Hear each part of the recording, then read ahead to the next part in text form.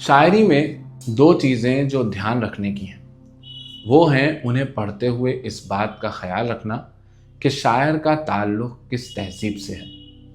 उर्दू या हिंदुस्तान में होने वाली फ़ारसी शायरी पर ईरानी शायरी का बड़ा गहरा असर था और आज तक है।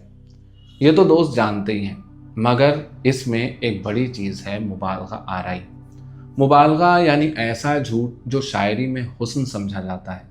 देखिए तो सब कुछ ही झूठ है, मगर आम जिंदगी और शायरी के झूठ में अंतर होता है कि आम जिंदगी में आदमी का झूठ बेमज़ा, लचर या धोखाधड़ी के सिवा कुछ नहीं होता, जबकि शायरी या अदब का झूठ दो चीज़ों के दरमियान एक रब्त, एक ताल्लुक़ पैदा करता है। इस्तारा, तशबीह, तमसील या किनाया, कुछ भी कह लीजिए, इन सब को लिखते वक्त दरअसल शायर या अदीब एक ताल्लुक़ ही तो दरियाफ्त करता है। यानी जब कोई कहता है कि वो चेहरा चांद जैसा है, तो चांद की सबसे नुमायां सिफत या खूबी को अपने महबूब में दरियाफ्त कर रहा होता है। फिर चांद की चमक ही सब कुछ नहीं, रात में रोशनी के इस गोले से जो ठंडक और सुकून पैदा होता है, ये जिस तरह समुंदर में ज्वार पैदा करता है, इन तमाम बातों की शबाहत महबूब के चेहरे में भी होती है। पुरानी शायरी को आप इस्तारे की जिंदा शायरी कह सकते हैं। उसकी वजह यह है कि जब उर्दू पैदा होने के अमल में थी, तब नए इस्तारे और नए मुहावरे दोनों तेजी से पैदा हो रहे थे।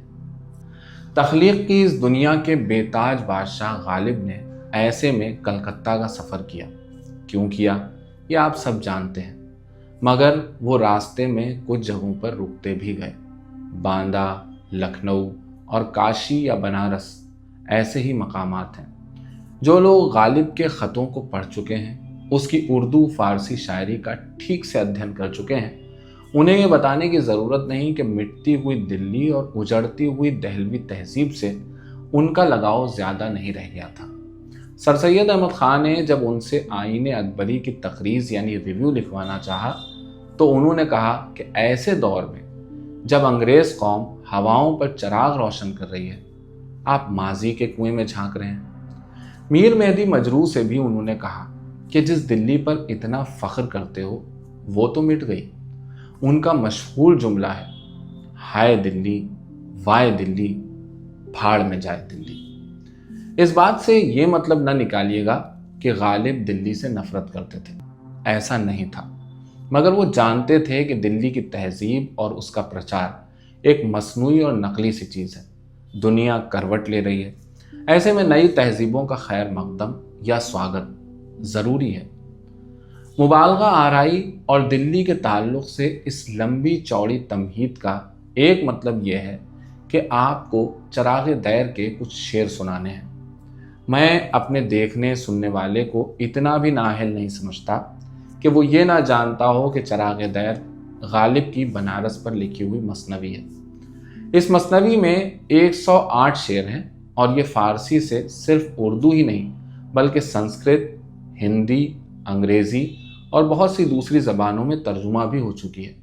खैर, अब गालिब के ये शेर इस मसनवी से बनारस की तारीफ़ में सुनिए और मेरी बात को इससे जोड़ कर देखिए।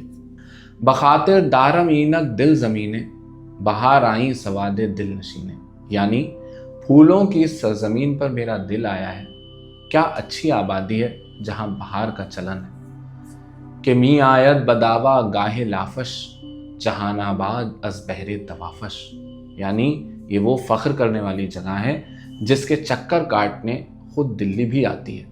बनारस रहा मगर दीदस्त दर ख्वाब, कि मी गर्दत ज़नहरश दर दहनाब, शायद दिल्ली ने बनारस को ख्वाब में देखा है, तभी तो उसके मुंह में नहर का पानी भराया है। ये जिस नहर की बात यहाँ हो रही है, उसके लिए मालिक राम ने गुफ्तार गालिब नामी किताब में चराग़े दैर नाम के एक मज़मून में लिखा है कि यहाँ नहर से मुराद सादत अली खां की नहर है, जो पुरानी दिल्ली चांदनी चौक के बीचों बीच फतेहपुरी से लाल किले तक बहती थी। ये इस सदी यानी 20वीं सदी के आगाज़ तक यानी शुरुआत तक मौजूद थी। जब 1911 में शाह जॉर्ज पंजुम की ताजपोशी का जश्न दिल्ली में होने वाला था, तो उससे कुछ पहले सन 1910 में इसे बंद करने का फैसला हुआ, ताकि ये शहर में लोगों के एक जगह से दूसरी जगह जाने और फेरी वालों के लिए रुकावट ना बन जाए। दिल्ली का बनारस के चक्कर काटना या तवाफ करना, उसके मुंह में बनारस को देखकर पानी आ जाना, बनारस की तारीफ भी हो रही है, दिल्ली की तंग दामानी का बयान भी हो रहा है और साथ में शायरी का वो कमाल भी पहलू ब पहलू सफ़र कर रहा है जो गालिब की खासियत है। अगर आपको लगता है कि बात बस इतनी सी है तो नहीं, गालिब दिल्ली का मुकाबला सिर्फ बनारस से नहीं चीन से भी कर रहे हैं। उनके ये शेर सुनिए। बनारस रा कसे गुफ्ता के चीनस हनूजस गंगे चीनश बलजबीनस, यानी किसी ने बनारस को खूबसूरती में चीन के बराबर ठहरा दिया था, तब से गंगा की मौज इसके माथे की चीन यानी शिकन बनी हुई है। इसे कहते हैं रियायत से काम लेना। गालिब ने बनारस के बारे में जो बातें लिखी हैं, जाहिर सी बात है कि अपने मुख्तसर से क़याम में ही लिखी हैं। इसमें लोगों की सुनी सुनाई भी ज़्यादा है। आंखों देखी तो वही है जिसमें वो बनारस के हसीन लड़कों बालों का जिक्र करते हैं। बाजार में उनकी चमक और उनकी चाल ढाल, तौर तरीक़ों, इश्क़ व अदा, इन सब की तारीफ़ करते नहीं थकते हैं। गालिब इतने अरसे वहाँ नहीं रहे थे कि मौसमों के बारे में ऐसा दावा कर सकते कि दुनिया भर की सख्त सर्दी और गर्मी में बाहर अपना सामान लपेट कर काशी आ जाती है। इसी तरह उन्होंने बनारस के तीर्थ स्थलों का कितना दौरा किया इस बारे में पता नहीं, मगर वो बनारस की धार्मिक अहमियत को न सिर्फ समझते हैं बल्कि उस पर बड़े खूबसूरत अशार भी लिखते हैं। वो शेर सुनाने से पहले एक बात अर्ज करना चाहता हूँ। पता नहीं मालिक राम ने ये कैसे लिखा कि गालिब ने काशी या बनारस की मजहबी अहमियत या आवागमन या बनारस में मरने पर मोक्ष मिलने की बातें शायद किसी से सुन सुना कर लिखी हैं। मुझे हैरत इसलिए हुई क्योंकि मालिक राम गालिब पर तहकीक यानी रिसर्च का बड़ा काम कर चुके हैं, बल्कि उन्होंने तो गुफ्तार गालिब में उन सनातन रस्मों के बारे में भी लिखा है जो गालिब के कलाम में मिलती हैं। मिसाल के तौर पर ये शेर, लिखा करे कोई अहकामे तौले मौलूद, लिखा करे कोई अहकामे तौले मौलूद, किसे खबर है कि वहाँ जुम्बिश कलम क्या है। इसमें जन्म पत्री लिखने का जो जिक्र है उसके बारे में खुद मालिक राम ने एक जगह तफसील से लिखा भी है। और गालिब इतना बेखबर शख्स नहीं था कि हिंदुस्तान में रहते हुए हिंदू तहजीब और रस्मों से वाकिफ भी ना हो। खुद हिंदुओं के हुस्न की जो तारीफ चराग़ दैर में मिलती है, हम ज़ौक़ के यहाँ भी उसकी एक झलक देख चुके हैं। और थोड़ा सा क्लासिकल उर्दू शेरी सरमाया खंगालने पर पता चल जाता है कि हिंदुओं के हुस्न की तारीफ उर्दू की शेरी रिवायत का एक बड़ा हिस्सा बनकर उभरी थी। वही हिंदू जिनको बाबर ने अपनी डायरी में बदसूरत और छोटे कद का कहा था, उनका हुस्न उर्दू शायरों ने दरियाफ्त ही नहीं किया बल्कि बड़ी खूबी से बयान भी किया, क्योंकि वो खुद भी उसी हुस्न की एक कड़ी ही तो थे।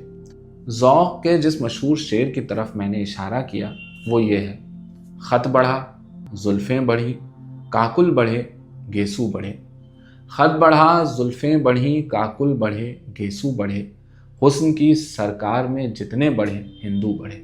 बहरहाल अपनी बात गालिब के इस एक शेर पर ख़त्म करूँगा जिसे तमाम हिंदुस्तानियों के लिए एक फ़ख्र के तौर पर पढ़ना चाहिए और बनारस के हुस्न को गालिब की नज़र से देखते हुए इस अजीम विरसे को अपनी अगली नस्लों तक पहुँचाना भी चाहिए। गालिब बनारस के बारे में कहते हैं, इबादत खाने नापूसियानस्त, इबादत खाने नापूसियानस्त, हमाना काबे हिंदुस्तानस्त, यानी बनारस हम शंख फूंकने वालों का मंदिर है, हम हिंदुस्तानियों का काबा है। दोस्तों, अगर आपको ये वीडियो पसंद आया हो तो हमारे चैनल को सब्सक्राइब कीजिए, इस वीडियो को अपने दोस्तों के साथ शेयर कीजिए और साथ ही साथ अगर आप हमें सपोर्ट करना चाहते हैं तो ज्वाइन बटन दबाकर सपोर्ट भी कर सकते हैं। बहुत बहुत शुक्रिया। मिलते हैं अगले वीडियो में।